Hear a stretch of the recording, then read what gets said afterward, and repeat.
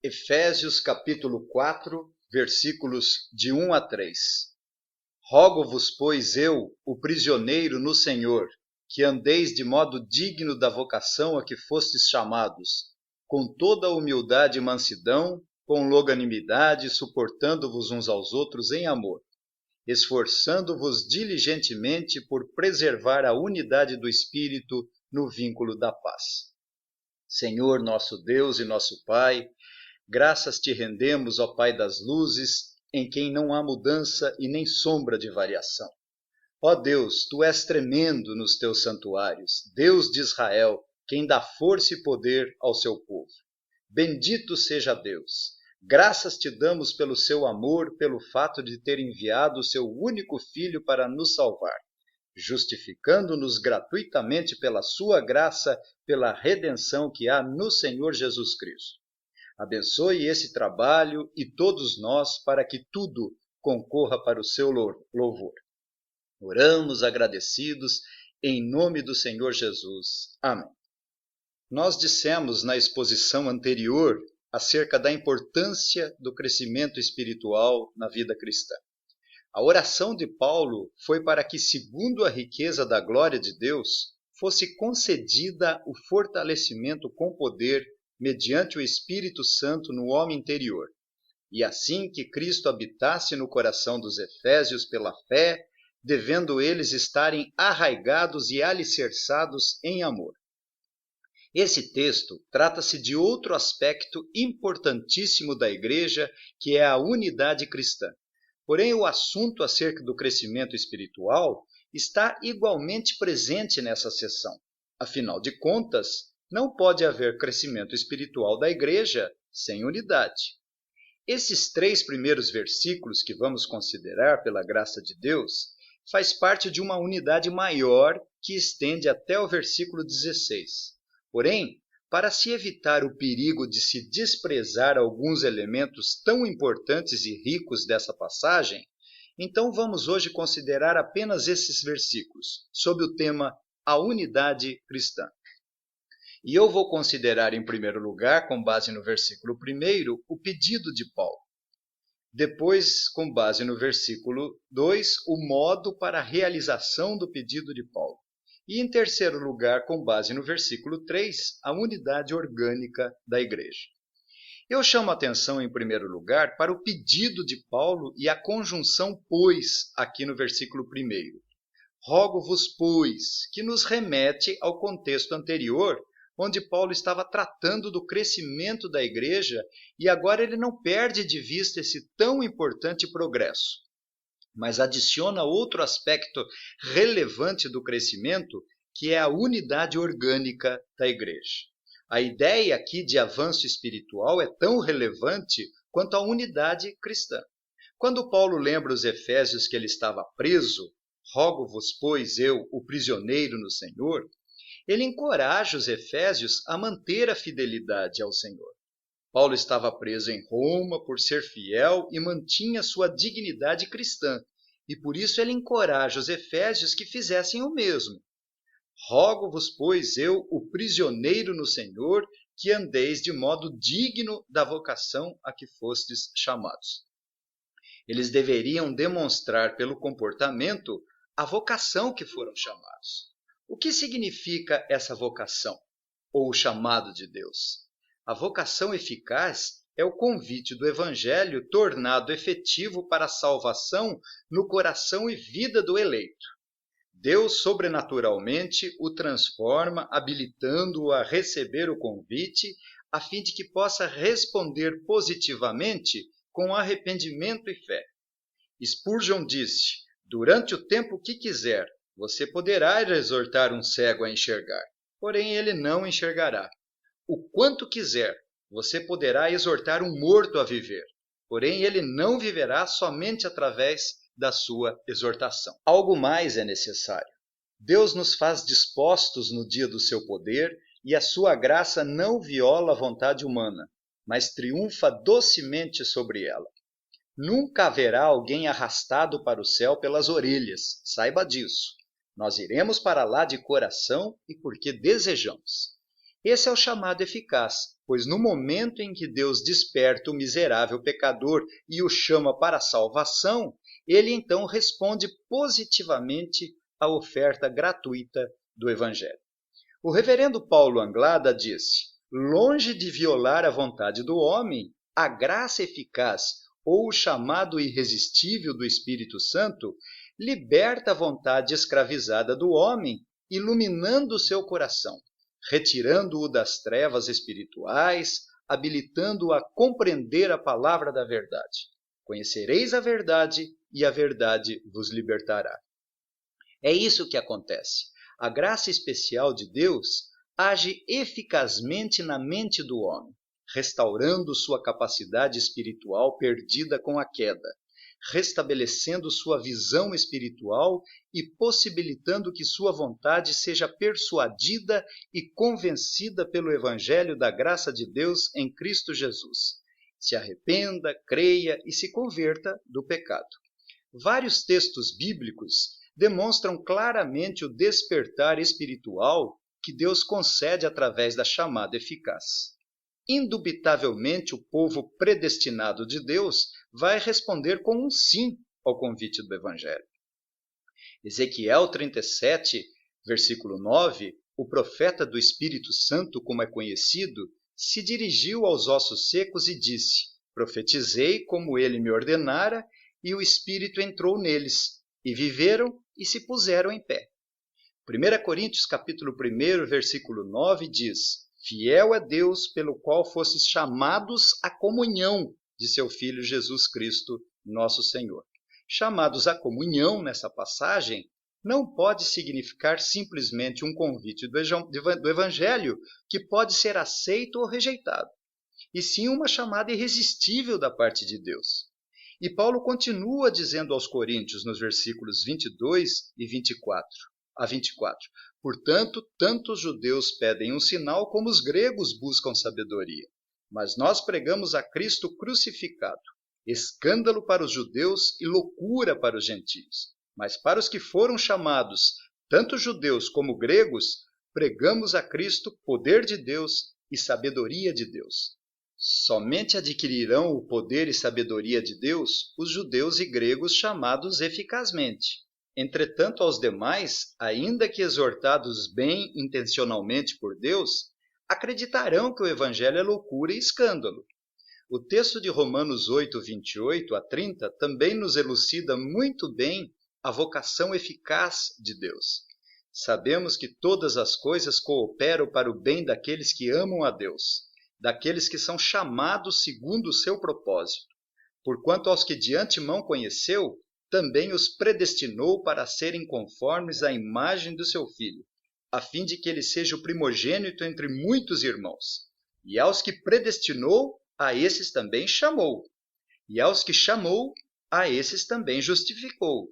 E aos que justificou, a esses também glorificou. Nesta conhecida cadeia dourada, podemos observar que somente os predestinados serão chamados eficazmente pelo Senhor dos Exércitos, caminhando alegre e livremente para a glória em santidade e novidade de vida, operado eficazmente pelo Espírito Santo. Portanto, o chamado eficaz não pode ser rejeitado. Repito, não porque arraste obrigatoriamente os pecadores a Cristo, contra a vontade deles, mas porque são transformados eficazmente de tal maneira que consentem voluntariamente.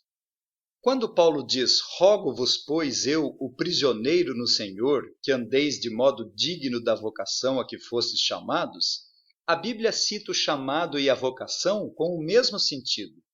Paulo enfatiza a necessidade que a igreja tem de andar com dignidade de tão grande vocação ou chamado.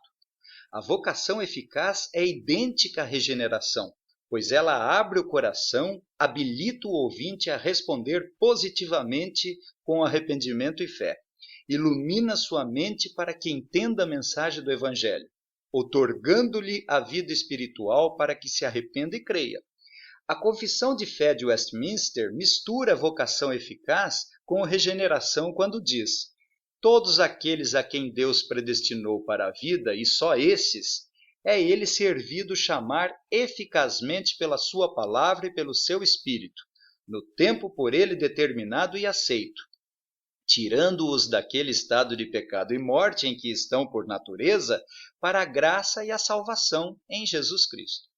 Isso ele faz iluminando seus entendimentos espiritual e salvificamente, a fim de compreenderem as coisas de Deus, tirando-lhes os seus corações de pedra e dando-lhes o coração de carne, renovando as suas vontades e determinando-as pela sua onipotência para aquilo que é bom e atraindo-os eficazmente a Jesus Cristo, mas de maneira que eles vêm muito livremente, sendo para isso dispostos pela sua graça.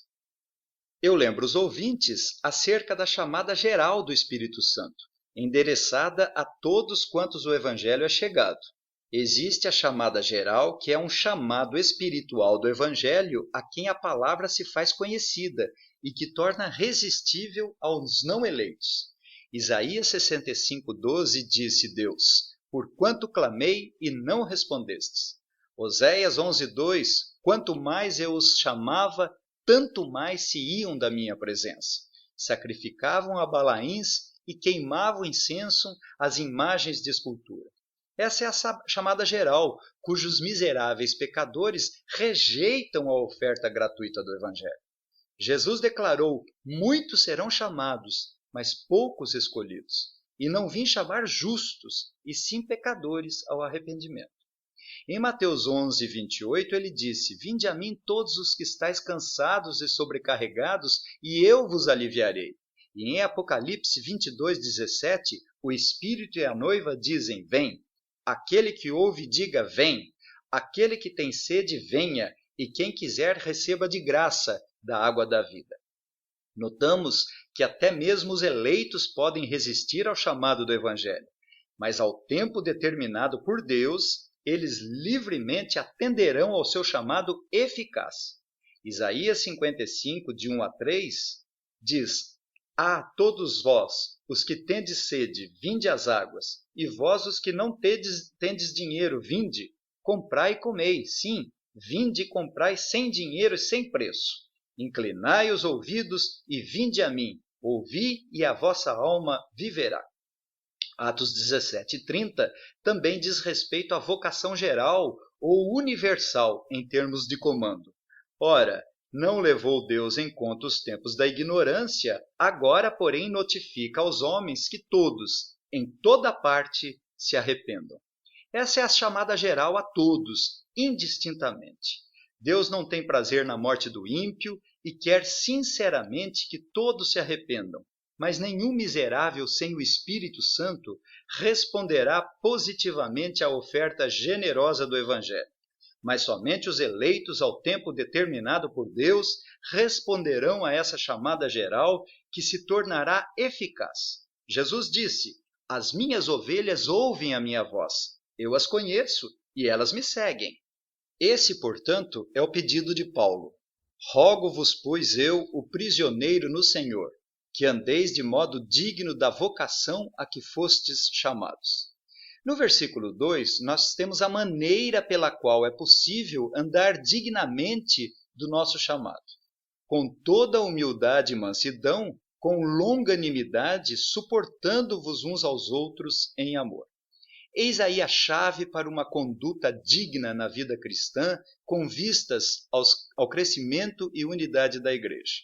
Não é possível crescer e ser unido sem a humildade, mansidão e longanimidade. Quantas vezes, por causa da arrogância de alguns, acontecem divisões na igreja? Essas três qualidades mencionadas por Paulo, a humildade, a mansidão e a longanimidade, fazem parte do caráter do Senhor Jesus Cristo. Ele disse para aprendermos com ele, pois é manso e humilde de coração. Êxodo 34, versículo 6, e passando o Senhor por diante dele, clamou: Senhor, Senhor, Deus compassivo, clemente e longânimo, e grande em misericórdia e fidelidade. No Salmo 103, versículo 8, o Senhor é misericordioso e compassivo, longânimo e assaz benigno. Esses três atributos nos comunicam e faz parte da glória de Deus referida no contexto, onde devemos conhecer o amor de Cristo que excede todo entendimento, para que sejamos tomados de toda a plenitude de Deus, que é poderoso para fazer infinitamente mais do que tudo quanto pedimos ou pensamos, conforme o seu poder que opera em nós. A Ele seja a glória na Igreja e em Cristo Jesus, por todas as gerações, para todo o sempre. Então devemos aprender com essas gloriosas características, com o propósito de andarmos dignamente do nosso chamado. A humildade e mansidão foram qualidades mencionadas por Jesus no Sermão do Monte como aspectos do caráter do cidadão do reino. Bem-aventurados humildes de espírito, porque deles é o reino dos céus. Bem-aventurados mansos, porque herdarão a terra. Nesse caso, a humildade foi mencionada em primeiro lugar, pois é o degrau bem baixo, excluída de qualquer obra, e ninguém poderá manifestar outras características do caráter do cidadão do reino, se não for humilde. Paulo disse aos Filipenses: nada façais por partidarismo ou vanglória, mas por humildade, considerando cada um os outros superiores a si mesmo. Não tenha cada um em vista o que é propriamente seu, senão também cada qual o que é dos outros. A falta de humildade ou o orgulho é uma força destrutiva e literalmente coloca o eu acima de Deus. Por exemplo, quando somos prestigiados, o orgulho cresce no nosso coração. Por isso um sábio disse: quem me louva, me fere. O salmista disse: quem é o homem para que dele tomes conhecimento? E o filho do homem para que o estimes? William Hendrickson, comentando essa passagem, disse: a humildade tem sido chamada a primeira, a segunda e a terceira essência da vida cristã, e que conduz naturalmente à mansidão. Alguém disse: eu sei que sou orgulhoso, mas não conheço metade desse orgulho. A segunda qualidade mencionada por Paulo é a mansidão. O manso pensa várias vezes para reivindicar os seus direitos. O manso lança mão de muitas regalias por amor ao reino de Deus. O manso prefere sofrer o dano. O nosso Senhor Jesus, manso e humilde, foi para o matadouro como cordeiro, e como ovelha muda perante os seus tosqueadores, ele não abriu a boca. A terceira qualidade mencionada por Paulo é a longanimidade, ou seja, a resignação, a paciência. E como temos que ter longanimidade na vida cristã? Por falta de longanimidade, desobedecemos, nos rebelamos, queremos as coisas do nosso jeito, não esperamos com paciência no Senhor. Devemos lembrar que Deus nos suportou com muita paciência quando éramos rebeldes e andávamos desgarrados, sendo certo que a paciência divina nos sustou a punição a nós, que persistimos no pecado por um tempo. Quantas vezes Deus deixou de nos castigar? Devemos imitar a paciência de Deus, porque Ele é tardio em irar-se. Devemos ser longânimes no sofrimento, como Cristo foi. Devemos desfrutar dessa qualidade de fruto do Espírito Santo. Devemos demonstrar nossa longanimidade com as promessas de Deus, confiando na sua palavra que Ele vai cumprir os seus santos propósitos na nossa vida, em prol do nosso bem e da glória dele. Tiago 5,8 diz: sede vós também pacientes e fortalecei o vosso coração, pois a vinda do Senhor está próxima. Portanto, Paulo introduz essas três características de todos os que foram chamados eficazmente por Deus, mencionando a humildade, a mansidão e a longanimidade. Paulo sabia da natureza corrupta do nosso coração e como ele é enganoso, e apresenta todas as características contrárias a essas qualidades, pois ele é naturalmente arrogante, naturalmente nós temos um coração orgulhoso, a nossa natureza é impetuosa, vingativa, explosiva, e faz tudo para contribuir para as rixas e divisões. E por isso Paulo exorta a igreja a suportar uns aos outros em amor com muito esforço, porque a nossa natureza tende a ser separatista. Não apenas os judeus deveriam suportar em amor os gentios e vice-versa, mas deveriam se esforçar para isso. E como sabemos que não é fácil? A palavra grega aqui para suportar é aneshomai, que é sustentar, carregar, manter-se ereto e firme, se esforçando para tal. Não é fácil manter a unidade cristã, mas para isso devemos orar como Paulo se pôs de joelhos diante do Pai, de quem toma o nome toda a família, tanto no céu como sobre a terra, e rogar a Ele que nos comunique a humildade, mansidão e longanimidade, e também o amor, a fim de manter-nos firmes, para que a unidade cristã se estabeleça. Quando Paulo diz, suportando-vos uns aos outros em amor, a palavra grega aqui para amor é agape, que é o amor sacrificial de Deus e que tem o desejo de se doar em favor da unidade cristã.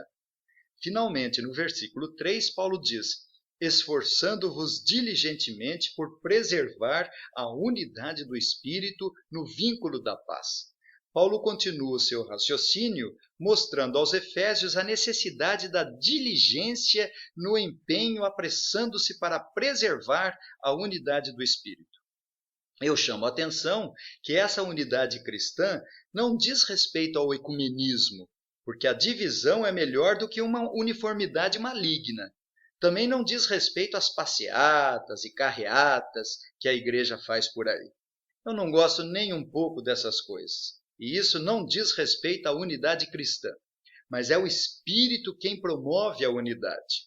A fonte dessa união é a unidade trinitária. O Deus triuno origina a unidade cristã. Só é possível a unidade cristã pelo chamado eficaz na vida do eleito. Tudo começa com o nosso chamado.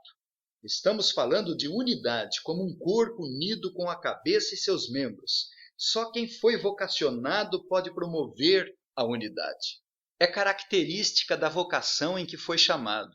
Jesus disse ao Pai, a fim de que todos sejam um, e como és tu, ó Pai, em mim e eu em ti, também sejam eles em nós, para que o mundo creia que tu me enviaste. Eu lhes tenho transmitido a glória que me tens dado, para que sejam um, como nós o somos, eu neles e tu em mim, a fim de que sejam aperfeiçoados na unidade, para que o mundo conheça que tu me enviaste e os amaste, como também amaste a mim. Pai, a minha vontade é que onde eu estou, estejam também comigo os que me deste, para que vejam a minha glória que me conferiste, porque me amaste antes da fundação do mundo. A grande lição aqui para nós que fomos chamados é o dever de manter a unidade cristã usando os meios de graça que Deus nos comunica, que são a humildade, a mansidão, a longanimidade e o amor. Devemos nos esforçar para manter a unidade cristã e lembrar que Jesus também morreu pelo irmão mais fraco, mais problemático, mais ignorante, e devemos esforçar diligentemente com todo empenho e vigor para que a unidade cristã seja fixada e celebrada. Quando mantemos a unidade cristã, a glória da igreja resplandece. No Salmo 100, versículo 3, sabei que o Senhor é Deus, foi Ele quem nos fez e dele somos. Somos o seu povo e rebanho do seu pastoreio. Que Deus maravilhoso que nos uniu com Ele. Se somos unidos com Ele, devemos buscar diligentemente a unidade cristã. Você compreende essas verdades? Que Deus nos dê a graça de compreendermos que devemos crescer espiritualmente como indivíduos e como igreja também. E a unidade não deve estar de fora. Pelo contrário, ela faz parte de um processo que requer muito empenho e diligência. Quando há unidade, há paz e há alegria. A unidade do Espírito é o vínculo da paz. A paz promove a unidade. A paz estabelecida entre os membros de todos os que foram chamados, gentios e judeus, deveriam e deve promover pela paz a unidade cristã. Rogo-vos, pois eu, o prisioneiro no Senhor, que andeis de modo digno da vocação a que fostes chamados, com toda a humildade e mansidão, com longanimidade, suportando-vos uns aos outros em amor, esforçando-vos diligentemente por preservar a unidade do Espírito no vínculo da paz. Que o Senhor nos abençoe. Amém.